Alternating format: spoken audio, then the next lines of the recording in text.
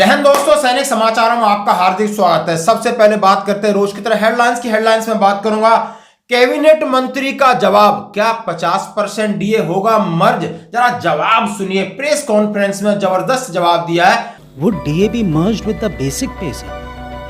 For the present, the cabinet has decided आखिर इसके बारे में बात करेंगे और मैं बात करूंगा तीनों सेनाओं की ताकत का नजारा। 12 मार्च को पोखरण में धमाका, प्रधानमंत्री जी करेंगे शिरकत और 10,000 सैनिक डिप्लाई आनन फानन में और पड़ोसी को लगी मिर्ची। खबरें करते विस्तार से। सबसे पहले आप ये हमारा वीडियो देखिए।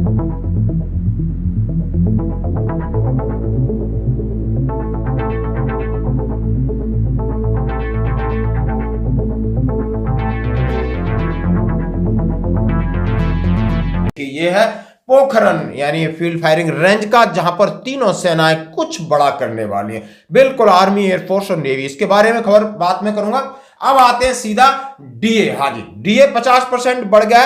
अब ये बात उठ रही है क्या मर्ज होगा नहीं होगा। बहुत सारे लोग अपना अपना एनालिसिस कर रहे हैं, लेकिन अब मैं उनके मुंह से सीधी बात आपको सुनाना चाहता हूं। Hello sir, this is Rishi from Business Line.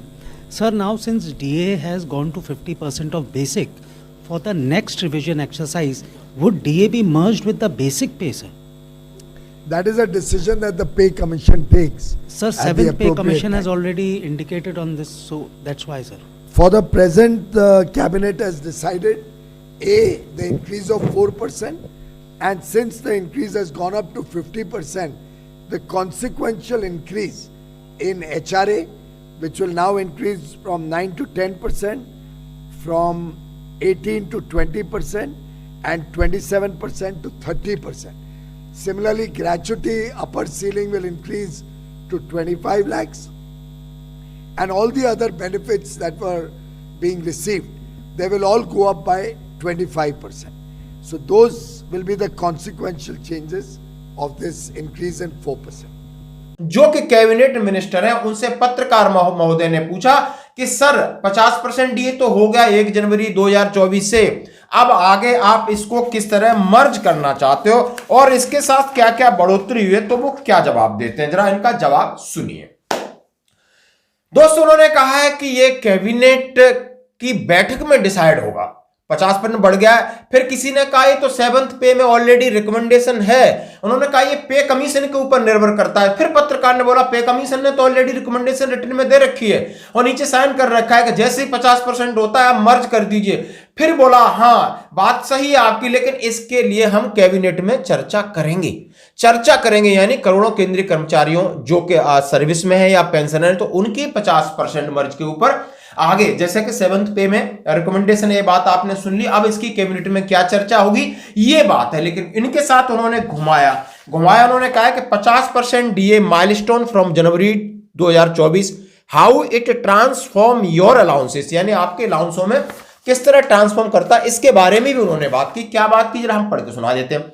House rent allowance HRA type of city XYZ, जिसमें X का है 24%, जो 1 जनवरी 2016 से था। जब हमारा डीए बढ़ा 25% तो 27% हो गया। फिर हमारा डीए 50% हो गया तो 30% है। तो ये आपको सीधी बढ़ोतरी मिलेगी और 1 जनवरी 2024 से प्रभावी है। अब इसी तरह 22 जो 22 क्लास सिटी है वो 18 से 20 हो गया और जेड का 9 से 10 हो गया। चिल्ड्रन एजुकेशन अलाउंस, हाँ जी दोस्तों, अभी 2250 पर मंथ पर चिल्ड्रन मिल रहा था, अभी आपका हो जाएगा 28,812 पर मंथ, यानी 33,750 एक साल में मिलेगा। 33,750 ये बढ़ा। चिल्ड्रन एजुकेशन अलाउंस ऑन दिव्यांग चिल्ड्रन हो उनका 67,500 एक साल का हो गया, जो कि 4,500 से बढ़कर 5,625 पर मंथ हो गया। हॉस्टल सब्सिडी 6,750 से बढ़कर 8,437 है, जो कि आप समझ सकते हो कि उसका कितना बढ़ेगा। पर एनम में इन्होंने वर्कआउट किया 1,01,250 प्लस 33,750 आपका वो भी मिलेगा। कैटेगरी ऑफ एम्प्लॉय यानी special protection group SPG, present rate क्या है, आफ्टर डीए क्या है। स्पेशल प्रोटेक्शन के लिए अफसर आर्मी, एयरफोर्स, नेवी, उनके लिए कितना बड़ा है। Executive staff of custom, other category और नर्सेस का कितना बड़ा है। ड्रेस अलाउंस में जो बढ़ोतरी हुई है, ड्रेस अलाउंस भी बढ़ा है, यानी हमारा आर्मी का भी जो अफसर है उनका 25,000 है और नॉर्मल स्टाफ का 12,500 है और अदर स्टाफ का इन्होंने जो दिया है नर्स का। तो ये जो अलाउंसेस बढ़े हैं इसकी पीडीएफ आप ले सकते हो। ये बात। अब बढ़ते हैं दोस्तों अगली और जबरदस्त खबर की तरफ। जैसा कि मैंने आपको एक वीडियो दिखाया कि भारतीय सेनाओं का युद्ध अभ्यास भारत शक्ति 12 मार्च को प्रधानमंत्री के आने की संभावना। एशिया की सबसे बड़ी पोखरण फील्ड फायरिंग रेंज में भारत की तीनों सेनाएं 12 मार्च को भारत शक्ति नामक एक युद्धाभ्यास करेंगी। प्रैक्टिस चल रही है, फाइनल डेमोन्स्ट्रेशन होगा। सेना की ताकत देखने के लिए माननीय प्रधानमंत्री जी शिरकत करेंगे। जैसलमेर जिले में आपने सभी ने देखा होगा, बताने की जरूरत नहीं, पोखरण है कहां सब जानते हैं। इस युद्धाभ्यास में स्वदेशी तरीके से विकसित किए गए वेपन प्लेटफॉर्म और सिस्टम को शामिल किया जाएगा। पोखरण में 12 मार्च को होने जा रहे युद्ध अभ्यास में chief of staff general Anil Chauhan समेत तीनों सेनाओं के शीर्ष अधिकारी जनरल साहब शामिल होंगे। बिल्कुल होंगे जब प्रधानमंत्री जी आ रहे हैं। भारत शक्ति में सेना दिखाएगी हथियारों की ताकत। आखिर उसमें हो क्या रहा है? यानी सैन्य सूत्रों से मिली जानकारी के अनुसार प्रधानमंत्री नरेंद्र मोदी सैन्य नेतृत्व में सैन्य मामलों के रणनीति आधारित क्रांति विकसित करने के लिए कह सकते हैं। जैसे उन्होंने भारतीय भूगोल और सुरक्षा के लिए उन्होंने रखा गया है और युद्धाभ्यास में दिखेंगे नए नए हथियार। उन्होंने बोला आर्टिलरी की K9 वज्रा आर्टिलरी गन, स्वदेशी drone, Pinaka multi barrel rocket launcher, short range की मिसाइलें। माननीय प्रधानमंत्री आत्मनिर्भर भारत के आह्वान पर तीनों सेनाएं भारतीय सेना के जरिए विकसित सुरक्षित मोबाइल टेलीफोन जैसी टेक्नोलॉजी पर काम कर रही है। खास होगा ये युद्धाभ्यास, उन्होंने कहा है सभी बिल्कुल खास होगा। जब तीनों सेनाएं उसमें हिस्सा ले रही तो खास तो दोस्तों होगा ही। और भारत, ये जो मैं आपके साथ न्यूज शेयर की। अब बढ़ते हैं कि पड़ोसी देश को लगी मिर्ची, यानी 10,000 सैनिक, यानी कुछ होने वाला है क्या, जिसमें लिखा है कि भारत ने LAC पर तैनात किए गए 10,000 जवान चीन तिलमिलाया। भारत ने चीन से लगती LAC वास्तविक नियंत्रण रेखा पर 10,000 अतिरिक्त जवानों को तैनात करने का बड़ा फैसला लिया। सूत्रों के अनुसार अभी पश्चिमी सीमा पर तैनात 10,000 जवान उत्तराखंड और हिमाचल प्रदेश की चीन से जुड़ी 532 किलोमीटर लंबी सीमा पर तैनात होंगे।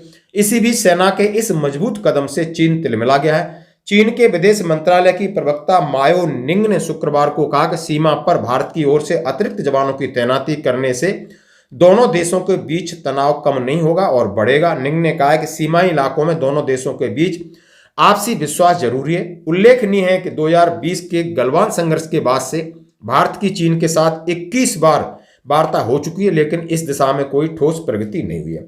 भारतीय जवानों की तिब्बत सीमा पर अतिरिक्त तैनाती के दो बड़े कारण इंफ्रास्ट्रक्चर इन्वेस्टमेंट और टूरिस्ट सर्किट। उन्होंने, जैसा आप समझते हो कि उत्तर भारत यूनिट में अब फाइटिंग कमांड अभी 3 डिवीजन और बढ़ाए जा सकते हैं।